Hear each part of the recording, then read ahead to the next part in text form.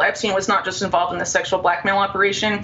He was involved in a lot of financial crimes, first through his main banking vehicle, Bear Stearns, which later became, J.P. Morgan after Bear Stearns collapsed in 2008. And of course, Jeffrey Epstein and Ghislaine Maxwell, through her father, for example, had connections to people that had previously been involved in Iran-Contra, who of course were again prominent in the George W. Bush White House. And so, and also had ties to, of course, the Clintons and people in those spheres as well. So of course, it's essentially a swamp. So some of them may have been directly compromised by the sexual blackmail operation, while others may have, been associated with that sort of criminal nexus, I guess you could say, but not necessarily compromised, but certainly aware of what was going on, because we have reports from his, in the 90s talking about Epstein being CIA and Mossad linked. Back in 1992, the first article about him and his association with Ghislaine Maxwell that surfaced in the British press. Then we have another article that was in the Evening Standard, I believe, in 2003,